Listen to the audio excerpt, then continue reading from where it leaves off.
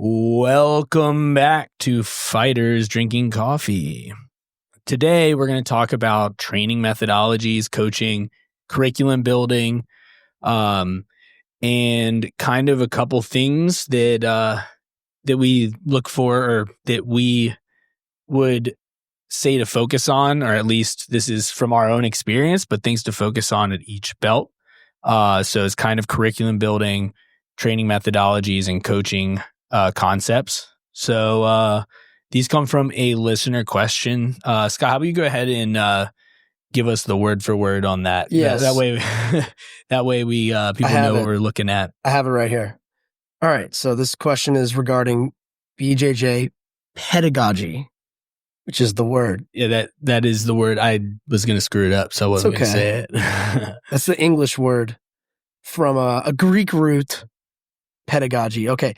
As a former teacher and in chatting with Coach Carter, I'm curious about what goes into designing a BJJ curriculum. How do you determine what students should learn and craft this into a long-term program? How often do you update this? How do you then break this program into your monthly focus areas and ensure alignment between coaches? Then, a lot of stuff in this question. So, how do you break this into actual 1-hour classes, especially when you've got wide-ranging skill levels in the room? Good stuff. Okay. So, former teacher, I'm curious about what goes into designing a BJJ curriculum. Not sure if you call it that. How do you determine students should learn long-term and craft this into a program? Okay, got it. Yeah. Take it step by step. So I think we both approach this slightly from different levels in it, because you're the head of a program and I'm executing within it. I still have flexibility in how I do it, but there's obviously we are structuring at two different levels of it. Because you're definitely you're looking at it more from the umbrella of the big plan, big picture. And I look at it more so from the majority of what I'm looking at is either the week or, within the framework, right? So we definitely have we can talk about different points of it, each of us. So do you receive a framework and then you work within that? Yeah. So there's I receive so usually we'll have segments, right? We'll be going over so last month we did we'll do different positions that we're working within, and we'll break those into offensive and defensive. Not all of them work that way, but we recently did north-south, then we did knee on belly, and now we're into half guard. And then I have the leeway and the freedom within that to show things that I do. Sometimes if I'm covering a class, sometimes I'm given hey, I was going to show this today. Could you show that? But for the most part, it's showing the things that I do from those positions, or hey, here's my escape that works, or this is what works for me, or here's an attack that I like to do from here. But there's a little more knowing, because I'll know roughly what's going to be taught next, so I can also work into that as well. But let's start big picture with kind of how you plan out your how you decide on what the curriculum will be, and how you roadmap that for. Yep. Because there's definitely road mapping that occurs under that. Yep. Okay, so I think to start. Okay. Whoa. Kick the mic. Settle down. I know, man. I'm so animated. But all right, so I think to approach this question, the main curriculum that is used would be built around, and this question is layered really well, because I think it sort of attaches to, the psychology of mapping out a team curriculum, if you want to think of it that way. But I kind of approach it from I guess this perspective, which is thinking about the audiences or the customers, if you want to put it that way, who we are serving, and the foundation of that curriculum, in quotes, is built around like think like all levels / maybe even slightly on the beginner side. And this is I'll approaching my answer overall to I think the first phase of this multi-part question, which is it's geared towards getting new people ready for a blue belt test. So white belt to blue belt. And within that, what the curriculum month by month will, and then you like mapped out over the course of the year, or at least split in half, like every 6 months, so to speak, you will build monthly themes oriented towards preparing regular new guys and gals for understanding fundamentals meant to get them to like that baseline understanding that after a couple of, 18 to 24 months, they're able to get a blue belt. And so while there's a ton of things in the world of jiu-jitsu, technically, conceptually, that people will eventually start to ascertain, there's really like your core set of positions and attacks. And the good news is, right, there's been, generations and years of other coaches and black belts ahead of me that have put a lot of thought into this. So like I'm not approaching these like quote unquote fundamentals from scratch. Like there's like a set pretty core list of things that many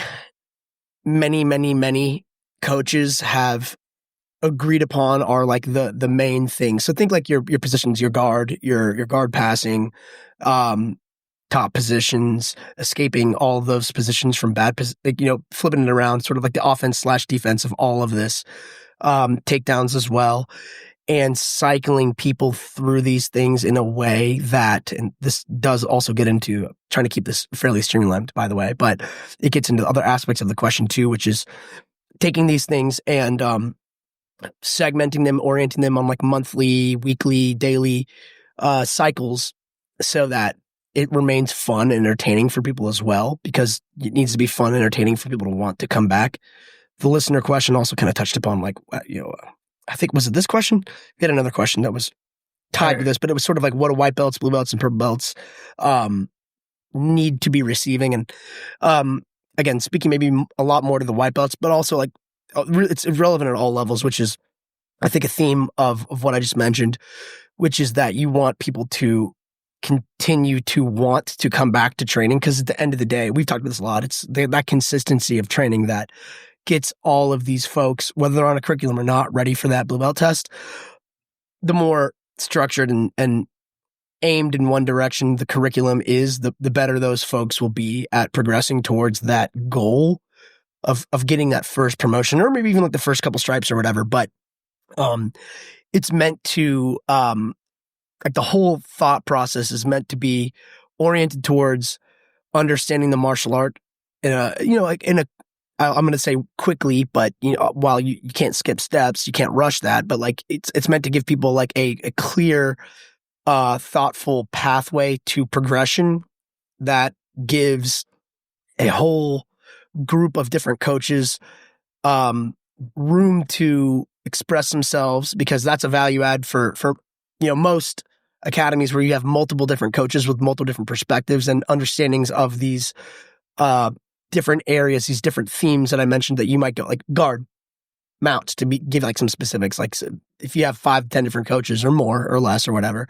but a variety of coaches, they may each approach something similar but in different ways, which gives your students different audiences to learn from. And then therefore, like if they like a certain style, they can attach to a coach and say, hey, this guy's got something that I really like, and I enjoy going to this person's class.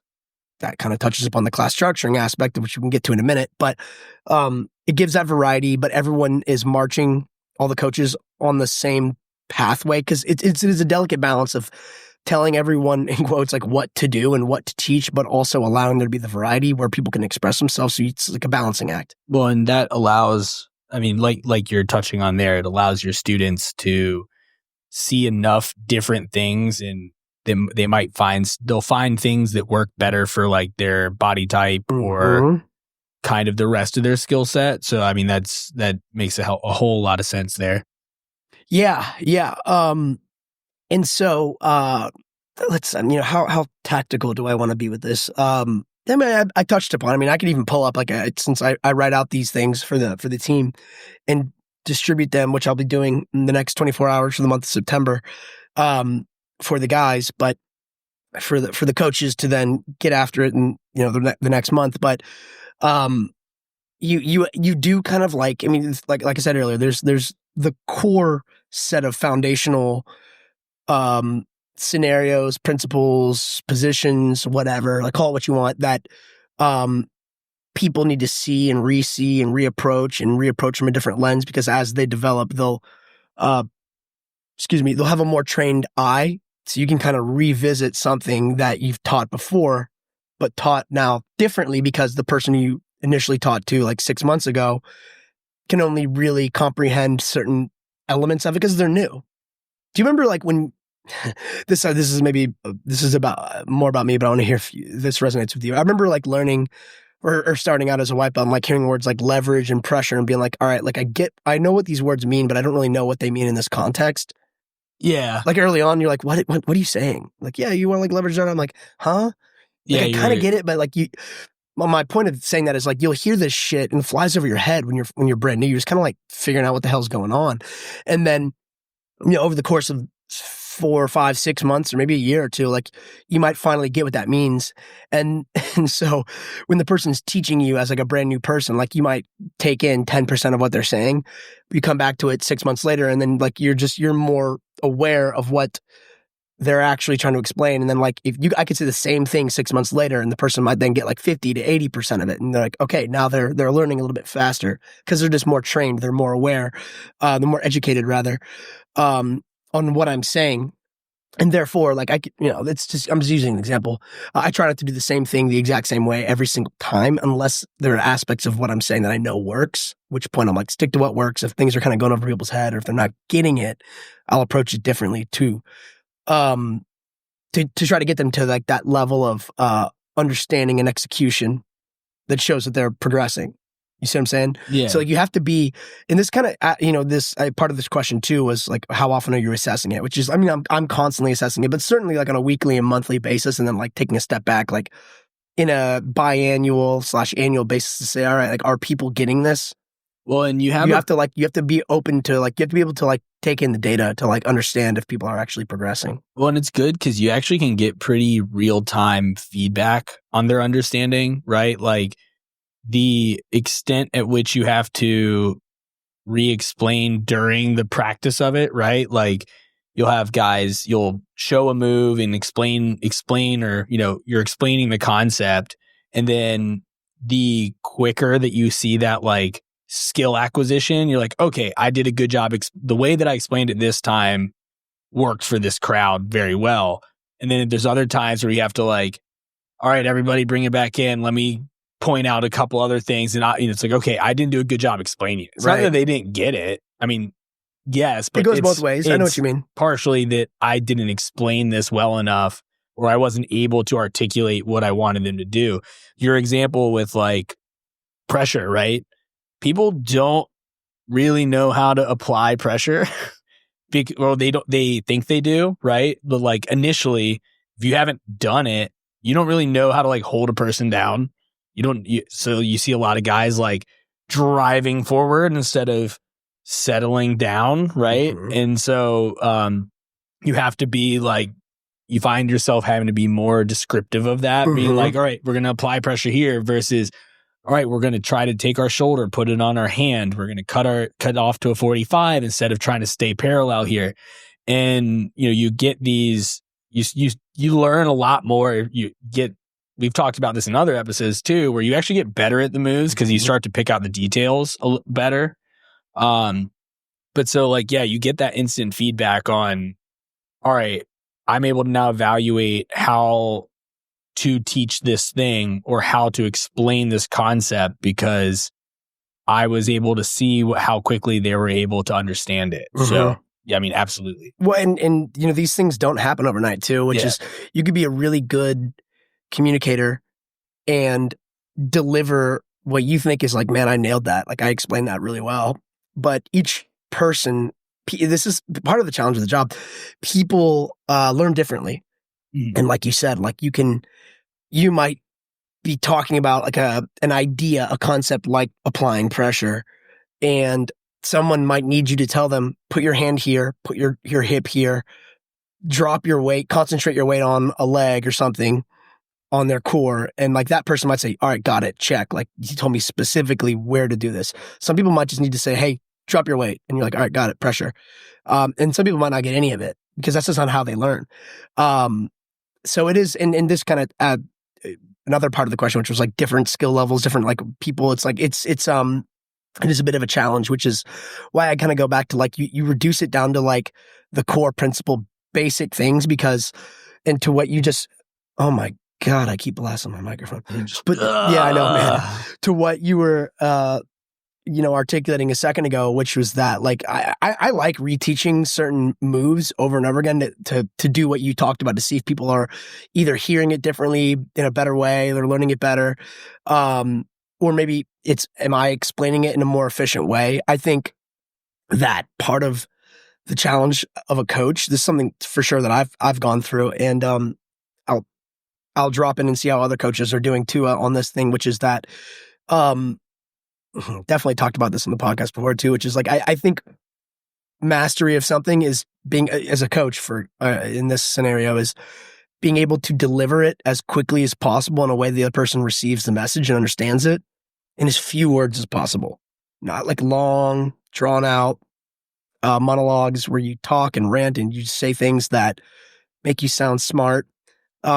If you can efficiently deliver the information, and then they can go and just then execute go do it. Like in a short amount of time. That's you want to be efficient with that, because like also part of the question is like, this is a 1 hour class for the most part. In a lot of rooms, it's around an hour, right? Sometimes a little more, but well, and then how much of that's actual like instruction that's time, right? Like not a ton, quote unquote instruction time. Maybe 25% of the class, more or less. It depends on the class, but 30% max. And people need time to practice it. So you'll get like, you might not get more than 2 to 5 minutes to explain something.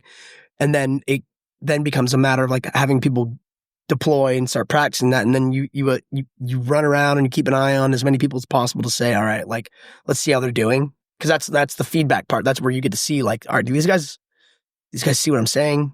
Can they execute it? And that's an immediate feedback loop for what you mentioned earlier.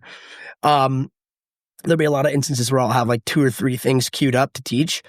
And sometimes we're going into the very first one and it's just not landing. And then I'll be like, all right, rather than jump into 2 and 3, let's stay on 1. Let's just keep practicing it and see if I can't get these guys a little bit more aware and like approaching it better. Sometimes it's going off without a hitch and you can go to 2 to 3, sometimes 4 or whatever, or more, time permitting. Because structuring a class too, this goes back to what I was saying, where it's like people are paying money and they want to exercise as well. They want to go off and play the game because that's fun. The class needs to be structured with like a warm up because it's a physical activity. You don't want people to get injured, so they got to be warm.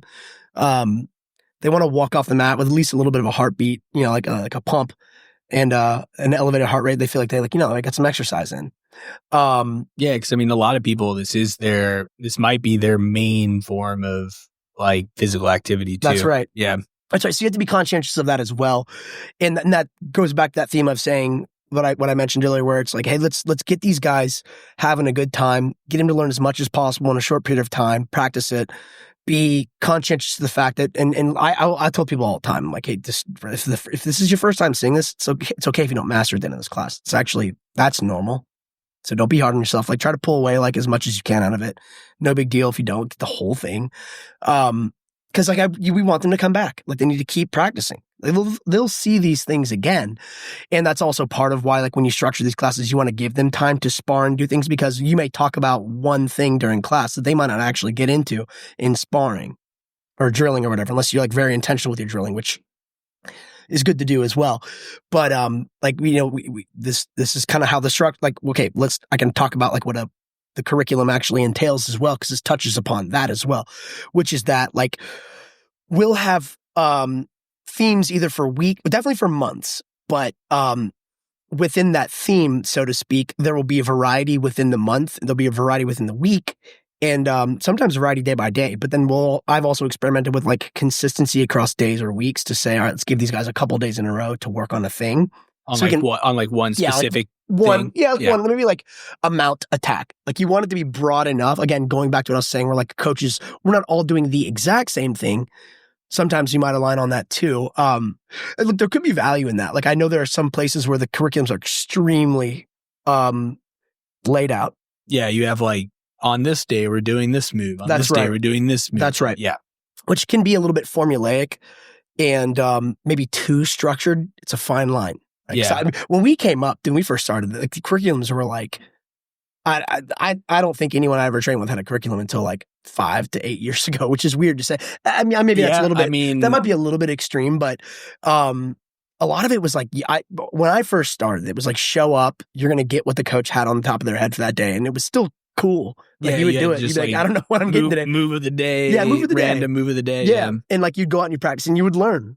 Like I learned, you learned, we learned, and we did that. But well, I know when we first started really taking over coaching too, I mean, we kind of looked at systems, right? Like we did a lot of like systems work, a lot of that, like we're going to work Kimura systems like off of this or like, so it was vastly, we'd like pick a system every week, just like not super random, but relatively random, right? And that they didn't necessarily week after week didn't necessarily mesh together when we first. So, but that's also like, it still worked.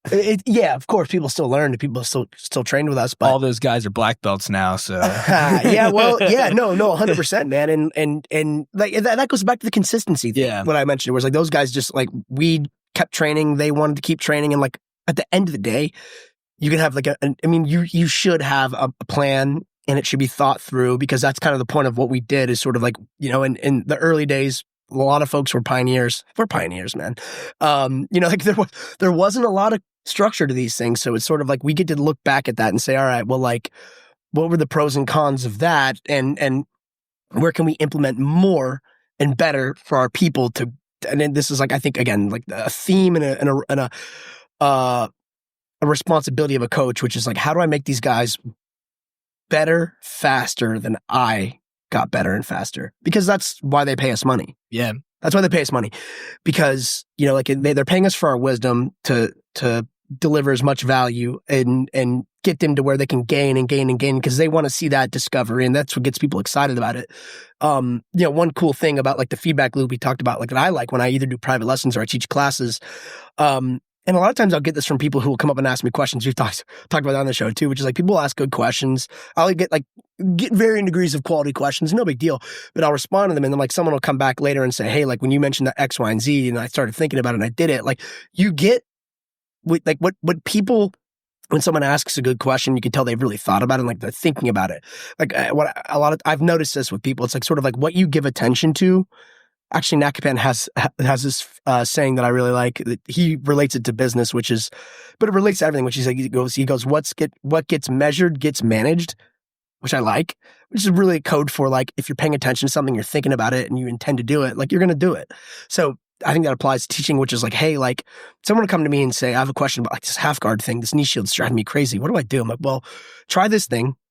I try to get to that answer via some sort of like relevant counter question to the person. Like I'll ask them to like reproduce the situation. It's like, what's jamming you up here? I can't get around this. Okay, what do you usually do? Why does it break down? What are you noticing?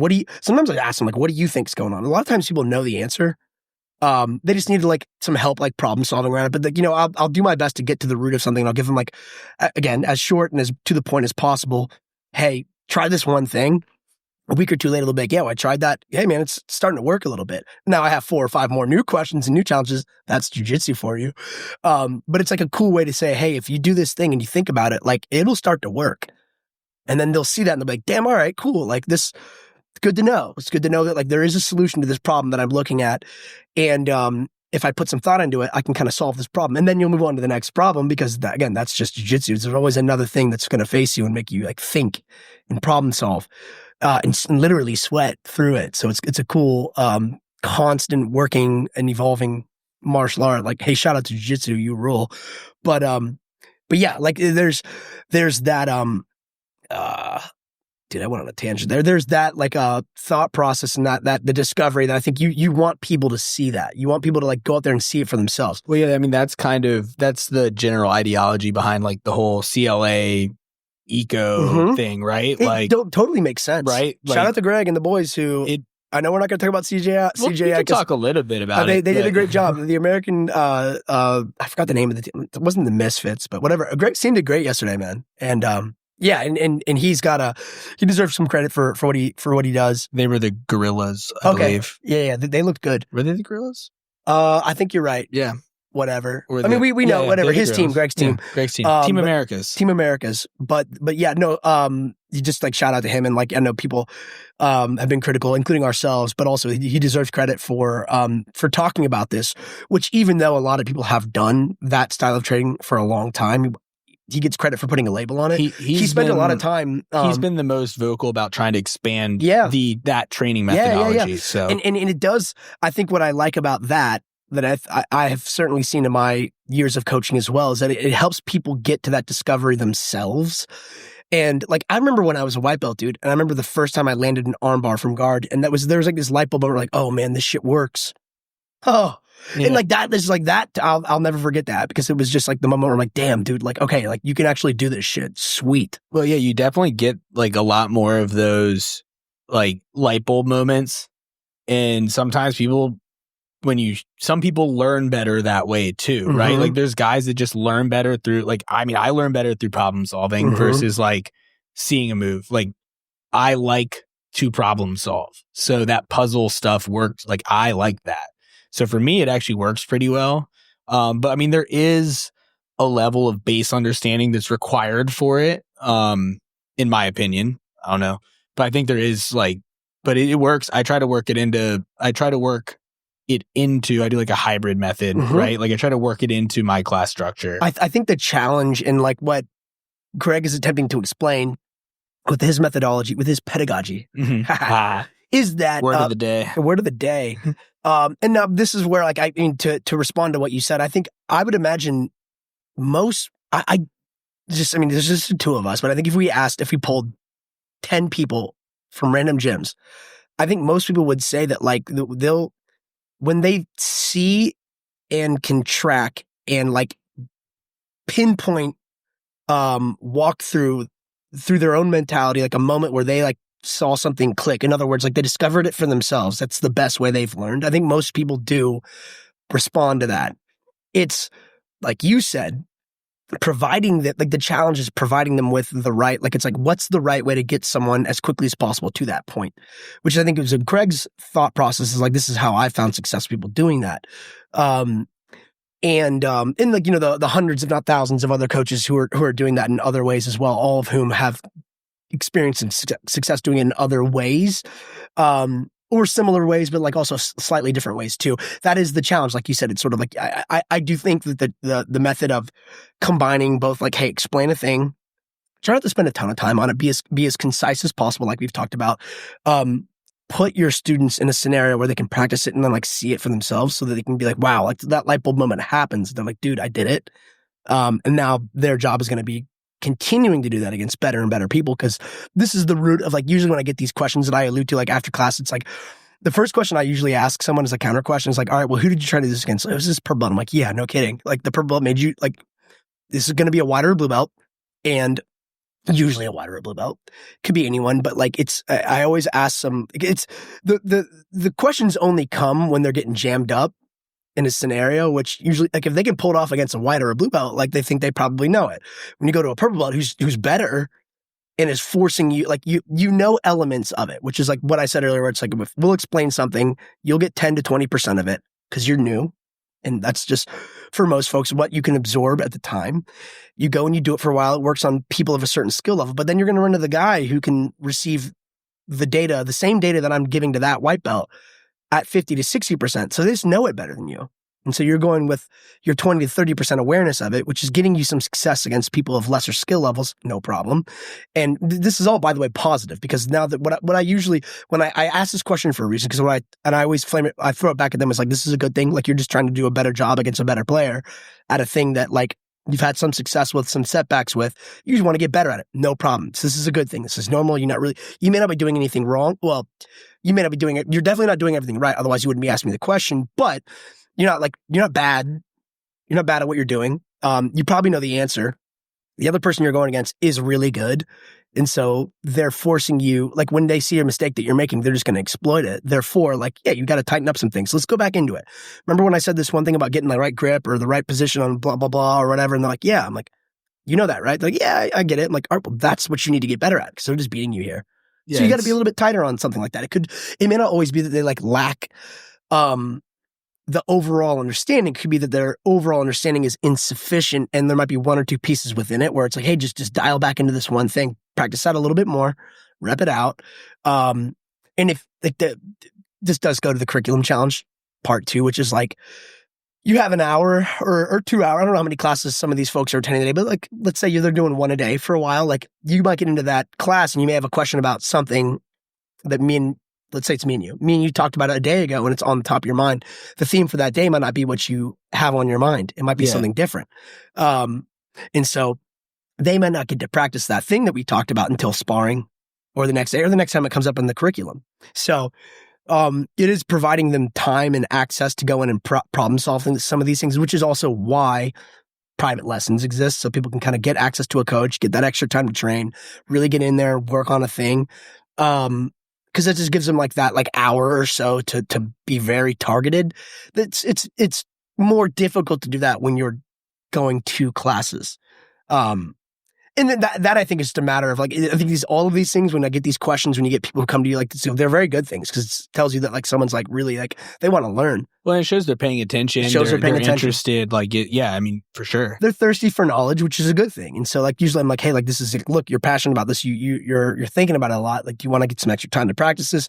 Come into an open mat and do it. Come into a marathon rolling class. And like, when you go into those settings, like it's up to the person. Like, you don't have to get a private lesson. Something we implemented to help facilitate that for students too is we have 3 workshop classes, and so those are they're more like open curriculum. So there's not a curriculum. It might be like, hey, so and so's got this competition set up. Like, so most recently, I had 2 guys that had been consistently coming to my workshop classes that were preparing for an EBI rules tournament. Okay.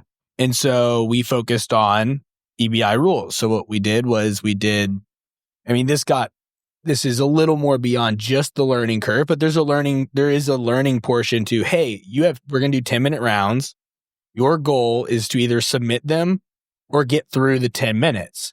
Because after we would do like 3-ish, 4-ish rounds. And then after doing those 4 rounds, like back to back, more or less, depending on the number of people we had there, you might get like a round off every, 2 in, 1 out, whatever. Mm-hmm. But then at the end of that, all right, now we're going to go over overtime. You're tired. That's how it's going to be when you do it. We're going to go over overtime rules and we're going to drill those. These are the positions that you can work from. Here is some solutions, but for the most part, here's the general concept of we need to break their arm or we need to escape, right? Mm-hmm. Like, so those are the 2 things we do, or back control. So, all right, these are the things these guys are working on. We're all going to work on this today. Or someone might come and be like, hey, like another one we had was, hey, I'm having trouble.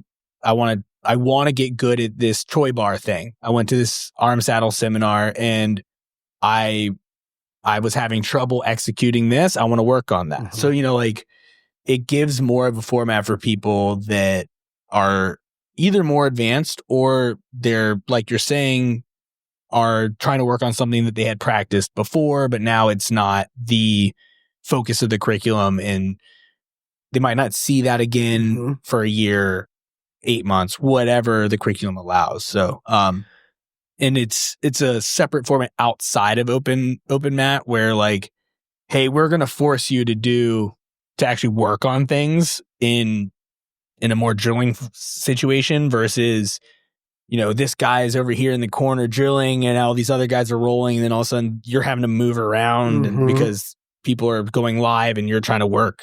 I think it's a cool idea, man. I like that you guys are doing that workshop thing. And like you said, good example. Like, let's say there's like a dude who like, because again, like you want this to be fun. You want people to like, we don't want them, like if someone has like something on their mind that's challenging them or it's exciting them, like the Choi Bar thing. Hey, I went to the seminar. I thought it was really cool. I know it may not be in the curriculum for a while, but like, can me and you, like, maybe it's in the workshop thing. Maybe it's a one-on-one. Can we go over it? Can we please? You want that person to remain like excited and engaged. That doesn't always, this is part of like, this is related to this. It's a very good question. Because like you want that fluidity, you want to be like agile and adaptable enough to like allow people to have room to do stuff like that. Cause that's what keeps people excited.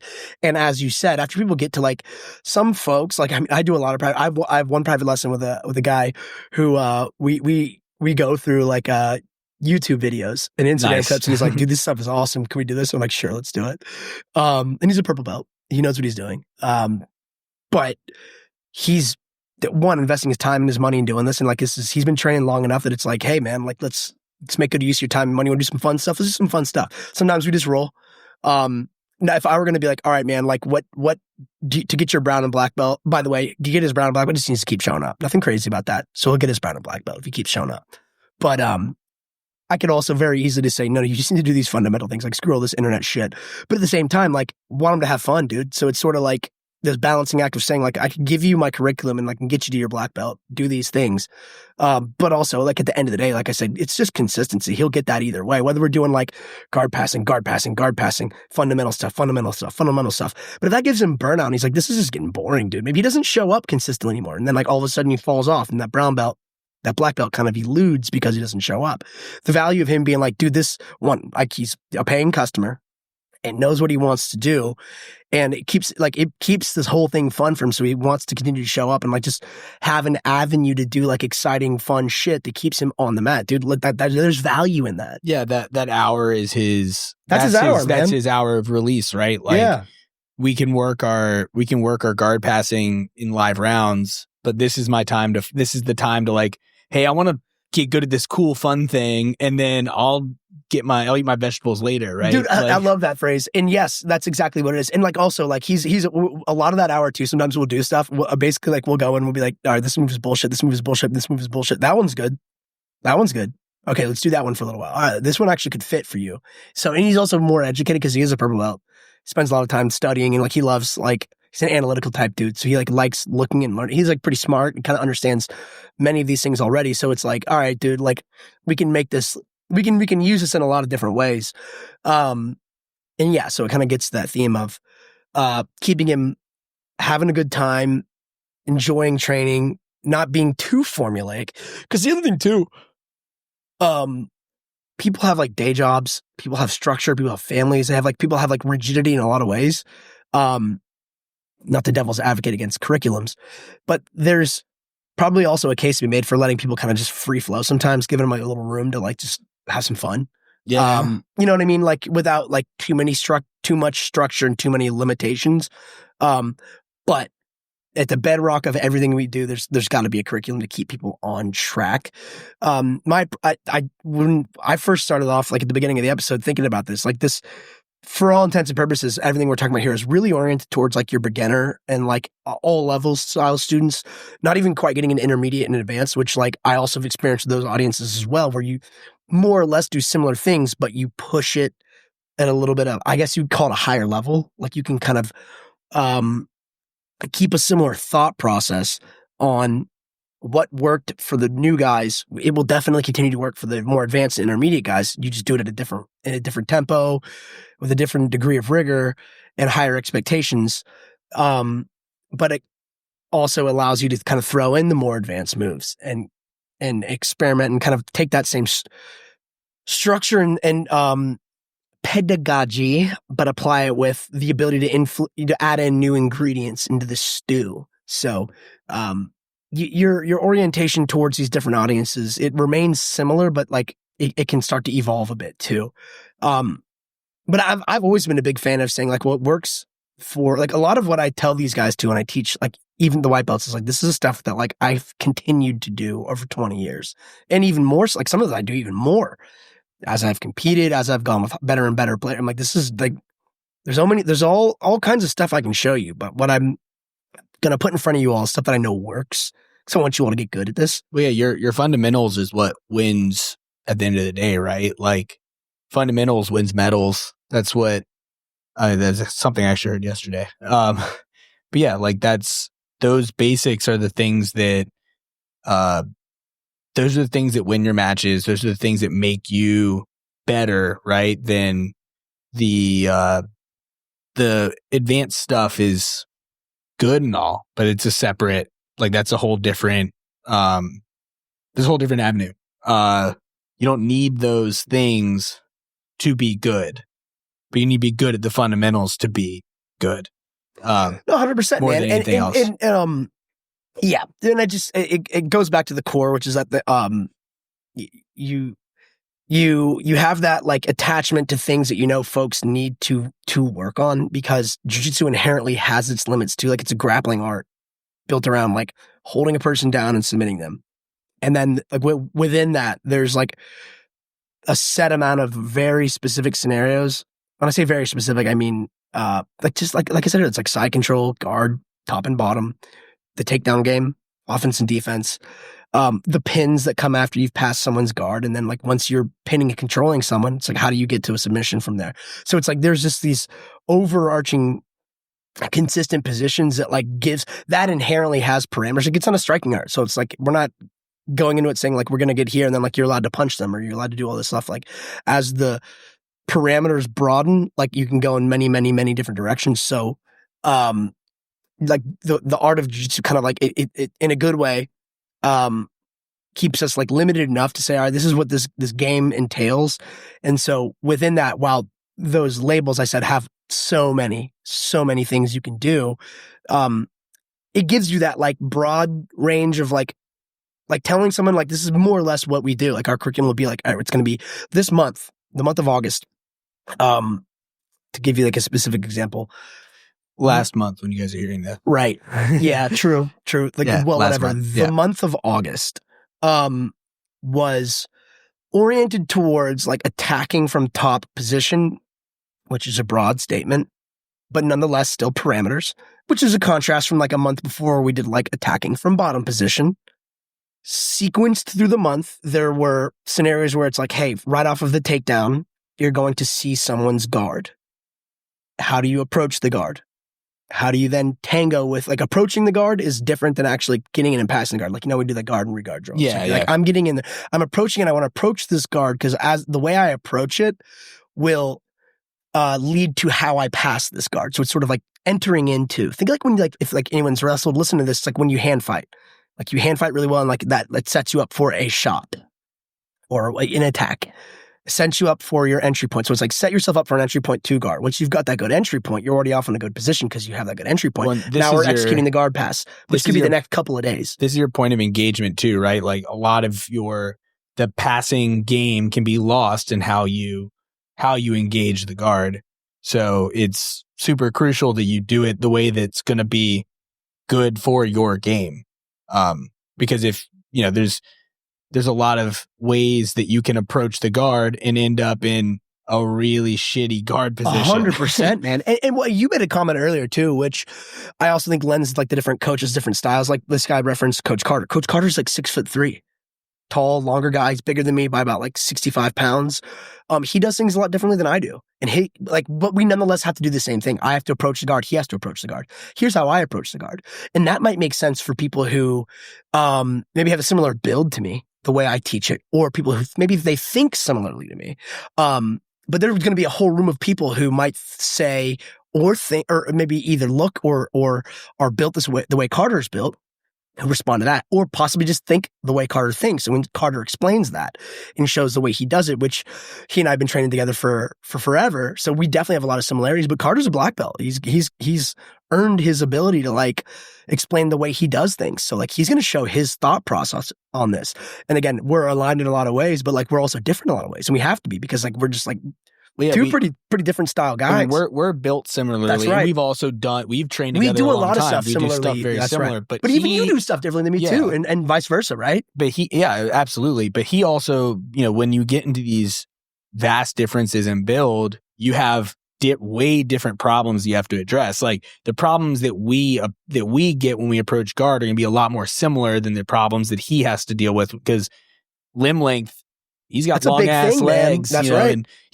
and he can also approach in different ways because he has longer arms, longer torso. He can, depending on the size of the person, he can actually keep everything else away and still engage the guard. That's right. So absolutely, it makes a huge difference. So, and my only point there is that like some of the students might respond differently, and they may get more value out of that than like listen to me or you or whoever, right? Like, so I think that kind of lends what this was all attached to a point I was making about like the way that the curriculum is structured with something like half guard passing, close guard breaking, like just that's a parameter, that's a specific thing, but like it gives Carter, me, Trey, Caldoon, whoever's teaching, all of us enough variety to show it a little bit differently. We're all going to end up like we all know what needs to be done and then where you need to go, but we'll teach you differently. And so like people can like pick and choose where they want to do it or kind of mix and sample different things. And you know, also like folks have this availability. Some people are like, I can only get to like 7 p.m. class or whatever. So they might out of necessity attached to that coach. But I think you get what I'm saying when it comes to these curriculums. So it's like you'll, to put a bow on it, like you'll give, for all intents and purposes, at least this year, like every 6 months, across 6 months, I'll try to check the box on the major themes of the martial art at a baseline beginner level. That even again, like the blue, the purple, the brown, the black belts all are going to need to work on these things as well. So there is that alignment. This was part of the question, like how do you deal with different skill levels, all sometimes in the same room. Like everyone needs to do this. Like everyone needs to do the same homework, albeit differently for sure. But we'll all be facing the same problem and approaching the same problem, with there being enough variety across, like we're lucky at DMA, we have a huge schedule. It's packed with like lots of different coaches, a ton of really, like we have a lot of black belts now, more than most academies have. And pardon me, as a student, again, like you have to factor in like, hey, what availability do I have to get to all these different classes? But we have morning classes, we have lunch classes, we have a shit ton of evening classes, all from like starts at like 5, goes until 10 p.m. And on any given day, you might have 3 to 4 different black belts coaching. So it's like, all right, like in a perfect world, if someone can just get to whatever class they want, they can mix and match or sample or just say like, oh, I love this one coach. This dude's classes, I go to his classes or her classes or whatever. Again, juxtapose that with the fact that most people have constraints on their schedule and they're like, I can only get to like, I'm available between like 6 and 9. So like maybe the variety's somewhat limited, but they still like, we can only do so much to provide them that access. But I think we're doing a decent job at it. People get that. People get to be able to like go in on any given day and know that like it's what's going to be taught has been thought through for a reason. And it's pushing them towards, like I said, for generally speaking, like approaching this from like, hey, like the baseline. And this is like the purple belts and brown belts, if they think that they're not getting any value out of like this curriculum, which they are, but if they think they're not, like I would put it to them, like put it like this, which is that like the more new people who can come in and quickly grow and develop, that's more training partners for you. So we want to like nurture that, like that baseline community that it kind of pushes all of us upwards. Because as the white belts become good blue belts and the blue belts become good purple belts, it pushes the brown and black belts to be better. Because those guys are coming after us. Well, yeah. Well, and we have to adapt. So, and to kind of touch on that, that purple brown phase, like those we talked about, or the second portion of this question is about like what things for different belt levels. Those are more of like game building, right? Like that's where you're building your jiu-jitsu more so than, so like there isn't specific purple belt moves, there isn't specific brown belt level moves. Like white belt for the most part is seen as like, this is where you're building your defense. Blue belt, you start to build your offense. Purple and brown, you start to actually build your jiu-jitsu, like your like game, your pathway that you do, your A's, your A game, your B game, right? Like at least that's the way that I look at it. Like there's still more stuff I could learn, but for the most part, now I'm just refining. I mean, especially from a competition standpoint, like I'm more competition focused, just the way that my brain works. But from that standpoint, like you're building how you play jiu-jitsu now. Mhm. You're not necessarily in the massive skill acquisition. Well, that's the wrong. I know what you mean. But You're like the gamifying massive, it. yeah. You're gamifying it. You're no longer trying to there's no avoiding skill gather acquisition. all of the I get it. information. You're trying to align all the stuff you know in a tactical, efficient way that you can execute it when you need to against a guy who's like also in a competition who wants to do everything he can. He's trying to do the exact same thing against you. So you're trying to like marshal all the data you have to make it as clean and as sharp as possible. Well, I guess, yeah. So what I'm saying is like, you don't need to necessarily learn. You might not need more data. You want to refine stuff. Yeah. I know what you mean. You don't need to worry about, oh, well, I'm not learning any new moves. You don't necessarily need to learn new moves. You don't need to learn new stuff. You need to learn how to be better at the stuff you do at that point, right? Like that's I know what you mean. The general concept. Obviously, there's always more to learn, but at that point, you're starting to reach refinement instead of acquisition. Yep. Yeah. And that this is, we've talked about this so many times, but it is a good call out for the orientation towards competing, because it's one of the best teachers for you to figure out what you need to do. Because sometimes, maybe sometimes the answer is, man, I need a new skill set. For example, like years ago, like I gotten leg locked by a lot of guys. And, dude, like that's like, hey, I need to embark upon this road and learn some skills here, because it's being exploited, or it's being poked out of my game, that this is a gap or whatever. So I go and I do that, and I get a lot more comfortable with it. And I've been in many situations where leg locks have been thrown against me, and I've dealt with them, no problem. Go back to what I want to do, which is kind of think more to what you were talking about, which is refining the skill set. That's an imposing your game plan. Sort of like if I get pulled out of my game plan, how do I respond to it? Or how do I even make something like that a weapon for me rather than just a target that's used against me? But like the point of what I was bringing this up is that the competition learning process can tell you these things. And in a lot of cases, what you're describing, I think, is the answer. Like I'd say 9 times out of 10, this is like true for like any sport where it's like you want to, the overall nature of competition is impose your game on someone, force them into what you want to do, and then execute it, do it, beat them. Right. And if you find yourself ranging the stuff that they're good at, that's usually a bad sign, because that means you're migrating into where they want things to be. This is basic competition stuff, one-on-one. So therefore, in most cases, like you said, it's refine, impose your game, be really good at it, more, better, sharpen it, make that spear sharp as fuck. So when you thrust it out at someone, it pierces them. Like you make them do what you want to do. Well, and I tell all my guys, I'm like, I do 3 things. I don't do a whole, I don't do a whole, like, everything else is just whatever, but like I really only do like 3 moves. Mm-hmm. I just know how to get to those 3 moves. And kind of on that, you were taught, I was going to talk about this, where you're talking about like the mixed classes, right? Like you have mixed skill sets. The majority of my classes, I have like a very split. Like there's not a lot of middle, like guys in between these 2 groups. I have like this group of blue belts that competes or likes competition. Mm-hmm. Like they're these kind of more upper level blue belts, and then very new guys. I mean, there's a little bit in the middle, but like we'll have like a couple. It's very split between more or less brand new and hey, these guys are like legit blue belts. And then, purple belts up there too. But so I've started working with this specific class structure, because he was, the question asked about how do you structure that down to 1 hour?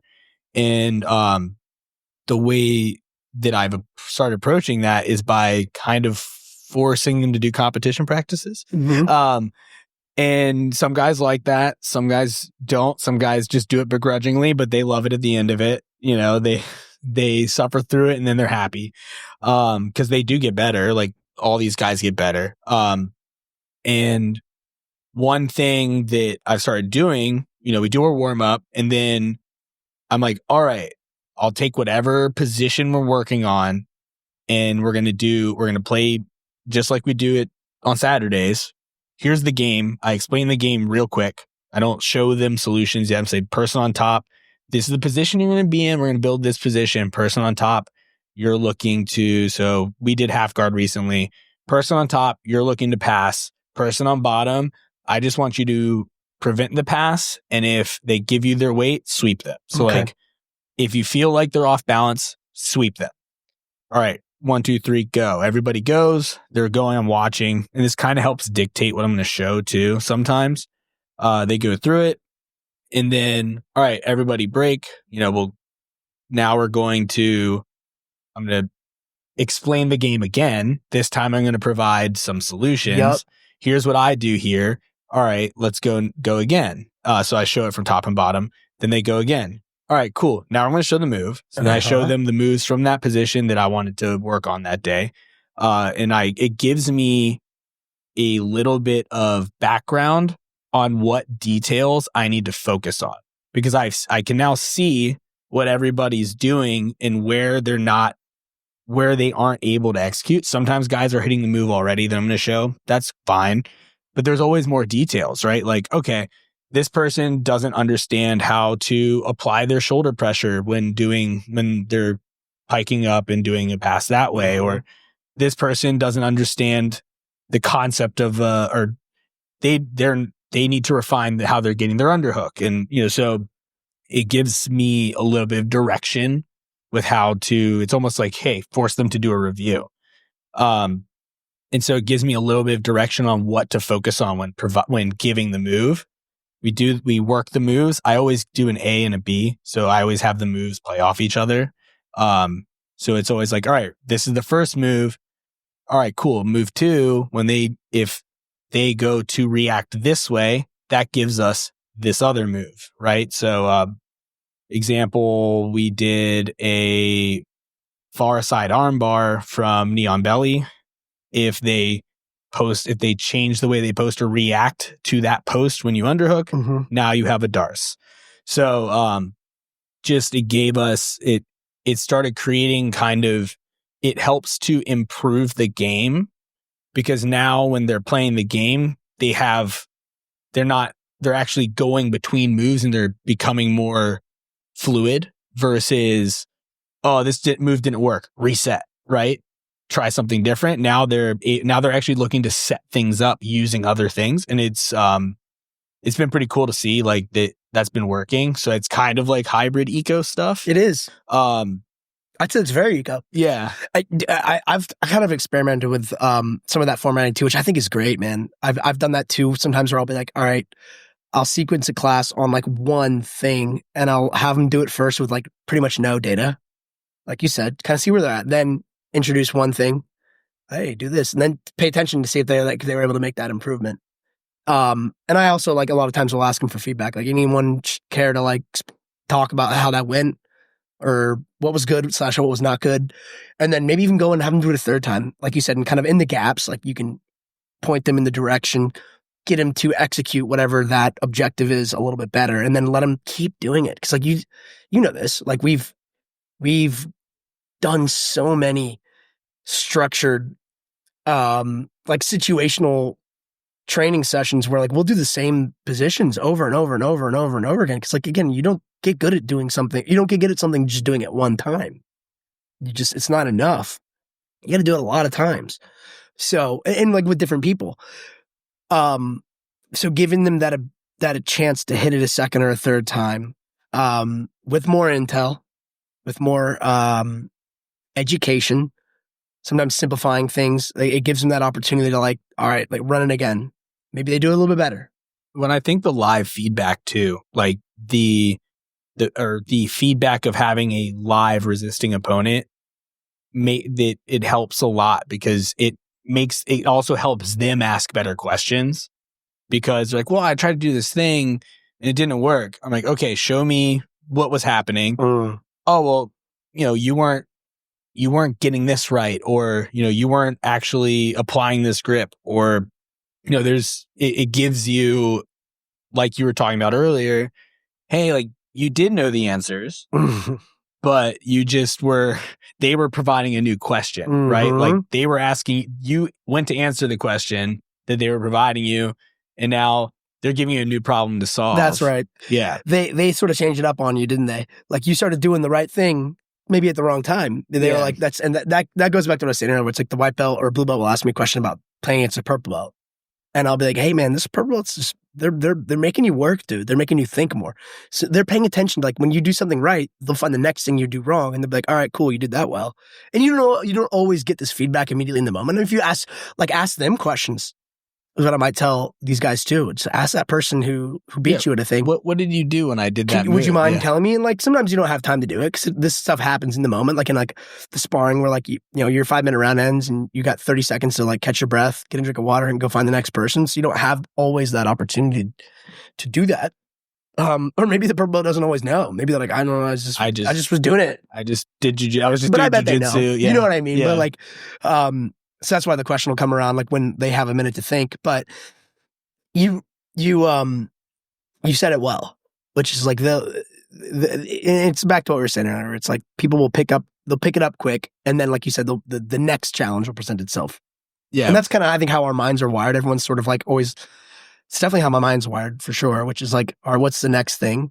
All right, figured that out. All right, what's the next thing? Oh, there's another thing I need to do better. It's constantly forcing you to that next like objective, which is cool. I think you just got to embrace that. When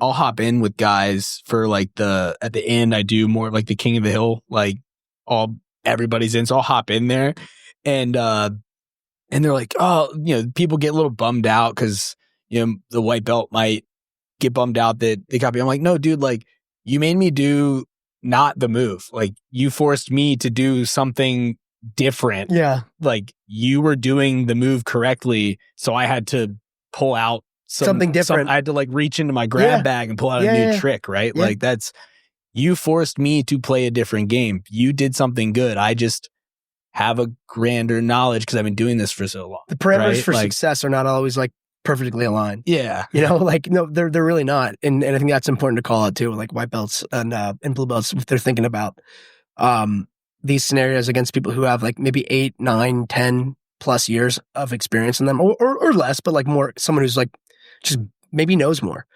And everyone's driven. Everyone wants to achieve that objective of like, getting the point, passing the position, advancing to this or to that, or hitting the sub, which is a good goal to have for sure. But sometimes you got to temper that expectation, which it could be like, hey, I'm going to go against this badass dude for 6 minutes. And I'll tell you what, it'd be really great if I didn't get submitted this time because the last like 6 months in a row, dude submits me at least twice around. Like, so maybe that's the victory. Maybe it isn't like, oh, I took his back and submitted. I'm like, not yet, man. That's a good goal, high level to have. But like at this moment, if this person's going against, if they're trying to beat you, because maybe they're not, maybe they're fucking around, like sometimes people fuck around. I fuck around sometimes where I'm like, I'm not trying to submit this guy. I'm just moving around him.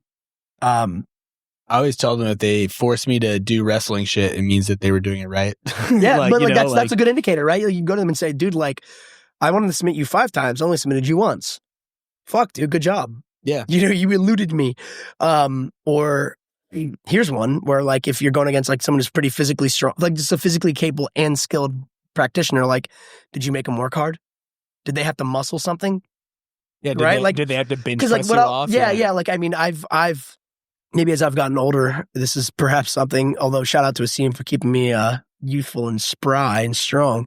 I think for my benefit, I've changed the way I train Jiu-Jitsu. And this isn't a Asim thing where it's like he wants. If I'm butchering this, Asim, you can come on and yell about how I got this wrong. But yeah, drop just Scott though. Drop Scott 0 stars. Drop the whole podcast 5 stars. But Scott 0 stars in the comments. I accept this. Which is like he's like, you want like your skill and physical attribute acquisition to be off the mat. And then on the mat, it should be about like it should be like skills on the mat and like strength and other attributes off the mat.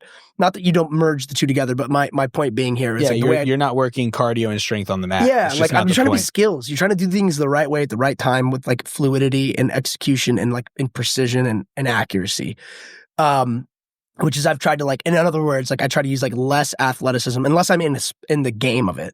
Like if I'm competing, that you put it all together. Or like sometimes you'll have those competition training sessions where like you have to practice putting it all together too. Don't get me wrong.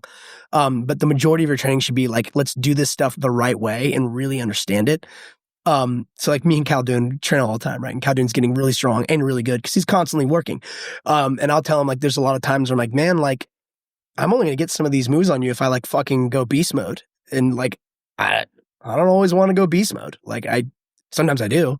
Sometimes and it works, but like a lot of it is like, yo, man, I'm trying to do this the right way. And like you're getting good. I can't you're making me not do this the right way, which then forces me to rely on certain physical attributes, which like, that's credit to you, dude. It may not feel like an immediate win to you, but like you're making me do things differently. So that's a credit. Like going with Noah and like having to scramble like crazy. Yeah, for real. Go into like straight up battle mode because he's a beast and he knows how to move. And like, by the way, like if he can draw you into that, that's one of those.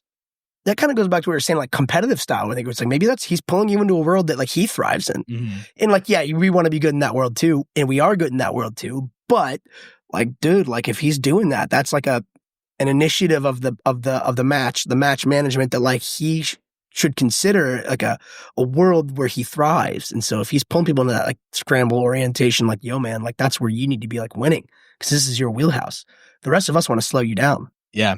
And force you into like sticky, complicated jiu-jitsu scenarios, which he's getting better at those too. That's a skill. That's a jiu-jitsu skill attribution thing too. But it's a good example, dude.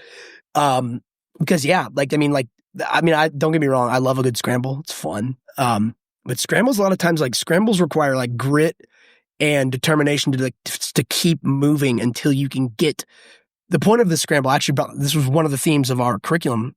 It's a good callback. This was on our curriculum, like managing the scramble, managing transitions, which is, I think the objective of a transition is to move as much or ideally as little as possible to get to the point where you can control. Like the point of being good at the scramble is to be able to stop the scramble. And I think a lot of people too miss you have to be able to. You gotta end it. Otherwise, it's going to be like the Tasmanian devil spinning around for like, you know. It is creating chaos that you can manage and control. It's whoever has the best control of the chaos will win the scramble every single time. And there's a reason that wrestlers do so well in it because they're really good at finding those footholds within that chaos because they're so used to speed, doing movement, it, right? Yeah, 100%. So, and I really need to find a way to teach it because it's hard I to love reproduce. doing it, but it's so hard to. One of the closest things is just putting people in like dogfight or something because it forces. There's a little bit of a forced scramble that occurs when you put people there. Like people will just inherently create one, but yeah, I mean it's hard to teach, and finding a way to teach that's pretty cool. I want to hear. we can talk about that offline because we've done that. By the way, we do that in our Saturday trainings, man. We do that in our. But dude, I'll tell you, man. Like, I think people in jiu-jitsu will go above and beyond to avoid wrestling practices, like really jiu-jitsu style dudes. Like, because it's tough. It's hard because, this is, I guess, my way of saying, like, I think the best way to do that is to actually, you just have to go wrestle. Mm-hmm. Because basically, in my experience, like, and this is perhaps just my background, I guess, showing, which is that, like, dude, like, for me, like, a wrestling practice is just constant scrambles. So it's sort of just like a stress inoculation, like, oh, you want to get good at scrambling, just go do a class where all you do is scramble. And when you're not that good at wrestling, when you start out, you're going to get beat a ton. So like sometimes like the scramble to survive, you're already practicing the skill, but it doesn't feel like it sort of goes back to being a white belt. Which another reason why I think most jiu-jitsu guys, especially black belts, avoid it because they don't want to be white belts anymore. They like winning. And wrestling is hard fucking work. It's hard work. So it's like brutal on the body. It's brutal on your cardio. It's brutal on everything. And if you're not willing to embrace that, you're just kind of avoiding the scramble skill. But it's the best simple answer. Simple does not mean easy. It's the best simple answer for honing that skill, in my opinion. Is go put yourself in a wrestling practice against dudes who are going to fucking out scramble you, and just keep moving. Because like at the end, that's pretty much like if you don't know what to do in a scramble, just keep moving. Like you just can't acquiesce to a bad position. I usually put it this way. It's sort of like you just have to know when you got to get beat. You can't give up. Because someone beating you that's one thing. Giving up is another thing. You know what I mean? Like being like, I've scrambled enough now. I'm just going to go to my back. Bang, you lost a scramble. Well, if you go to your back, like you better have something. You could say like losing to a wrestler in a scramble, but like rolling through, grabbing his leg. That's part of the scramble. That's changing it into like, I call that like taking the game and like turning into jiu-jitsu again, which is fine. That's a skill. scramble, scramble, scramble with the wrestler, scramble, scramble, scramble, bang. Now we're back in jiu-jitsu. I would count that as a scramble. But if you did that and if you didn't hit your back and then turn it into something offensive for you, you lost a scramble. Oh, and yeah. if you let that happen, you definitely lost it. If they beat you, that's one thing. Like if like that dude just launched onto your back, caught your neck, cool, credit to them. They just beat you in the scramble. No big deal. That's much better than don't beat yourself. Yeah, don't beat yourself. Yeah. Let them earn it. You know? Make them earn it. Make them earn it. Yeah, good call. Make them earn it. Yeah, I mean, for sure. There's... You want me to take a look at this question, see if there's anything we left? Yeah, there's a lot of... This is a good question, man. Which, by the way, forcing jiu-jitsu guys, tricking jiu-jitsu guys... into doing wrestling practices is great. It's funny to watch their face when they're like, we're doing what? You're like, wait, is this just a whole wrestling practice? I have a lot of guys that are not wrestling averse, so it kind of helps. But kind of a thing on that, on like wrestling aversion in jiu-jitsu. There's a lot of guys that are like, oh, I want to get better on my feet, but then like won't do it. Mm-hmm. Just won't practice it. They're like, well, I'd rather just do this. I'm like, okay, that's fine. Then just work on that. But don't tell me you want to be good at wrestling. Yeah. And then not want to actually do the stuff. Got to do the work. And that's like the thing that I admire about wrestling is it's just straight up like the wrestler attitude towards like hard work and suffering it's so impressive. Yeah. Just like jiu-jitsu has that, but like as you get good at jiu-jitsu, like I mean, wrestling has this too. It's like as you get better at this stuff, like you get more efficient. It doesn't feel like it's as hard of work, but as the guys you go against get better, and then kind of like the listener questions here, where it's like, all right, like if in a wrestling room where like maybe I'm a blue or purple at best at wrestling, they're gonna be brown and black belts who I'm like now trying to compare myself to. Then I'm like, dude, I can hang with the white, blue, maybe other purple belt like analogous wrestlers, but if I want to push my skill up to the next level, like I gotta like go against these better dudes who are just gonna make me fucking work. And that's just the point. Wrestling's just like embracing like just suffering, because you're gonna suffer. Someone better than you is gonna like or you just give up and you're like, well, this dude's just better than me. Like, but that's not the point of what we do. It's no. You constantly have to like try to evolve that next level, and that's what it's wrestling is. There's no shortcut around just. Getting blasted. Your heart rate's gonna be through the roof. I love that and it's almost sometimes the opposite, because the better guy can be lazy in jiu-jitsu a lot of the time. Mm-hmm. In wrestling, and the other guy can still be working hard and not do better than the other guy. In wrestling, there's always the way to outwork the guy better than you in like if you just go in, you just keep working, you can eventually win that.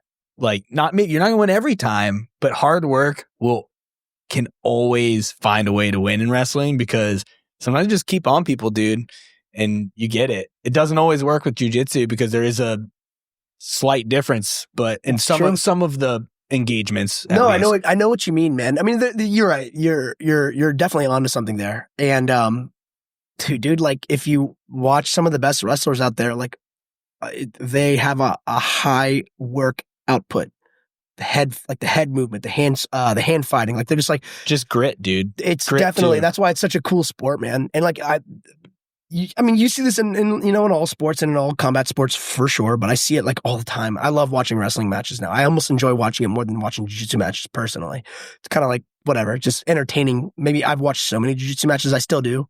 Of course. Well, there's a rule set thing that makes it more entertaining too. But what I was going to say was like the number of times I've watched like dudes in like high level international freestyle wrestling matches, world Olympic trial style stuff, or Olympics and stuff, like matches of that caliber where like one dude will be up on the scorecard for the first round and most of the second round, but then like the dude who just, and that guy fades, and then last 40 seconds, dude who just didn't quit, kept hammering until the end, starts racking up points, wins last minute. Happens all the time. And it's fucking awesome to watch.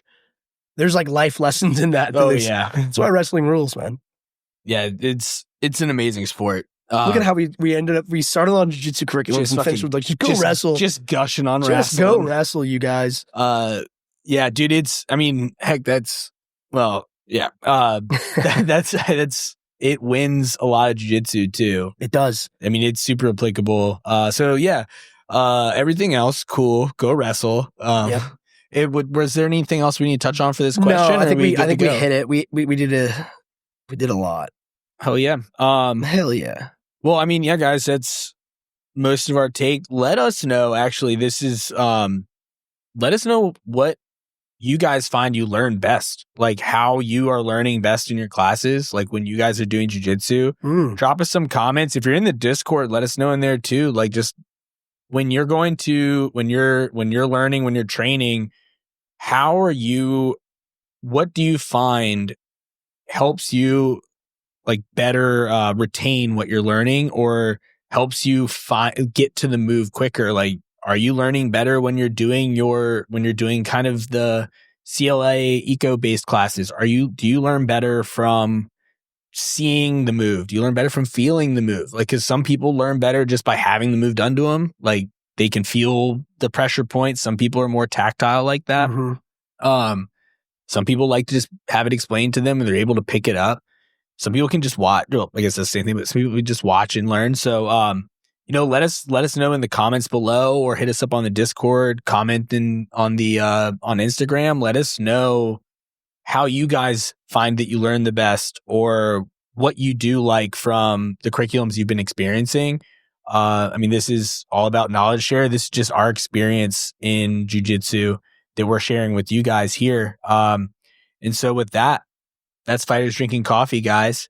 That's episode on training methodologies and curriculum building. Pedagogy. Word of the day there. And so like, follow, subscribe, hit those reviews. Those help us the most. So if you're listening on Apple, iTunes, Spotify, YouTube, whatever, review those episodes, review the show. Drop us comments. We're able to see those when you comment on the episodes. We'll do our best. There's a lot. We have to find them in all the different places. So we will do our best to interact with those. Instagram is always one of the best ones. We will be starting to put up more and more clips from these episodes. So that should help you guys get a better feel, because I know we are animated speakers. So sometimes you'll actually get a better feel for what we're talking about. We're moving our hands a lot hitting here. The microphones all the time. Hitting microphones, getting real wild with it. But so hit us, follow on Instagram at Fighters Drinking Coffee. You can find Scott at Scott Dance BJJ. And you can find me at Get Sudsy on Instagram. So find us there, guys, and we're happy to interact with you. So that was Fighters Drinking Coffee. Bye. Bye. Love you.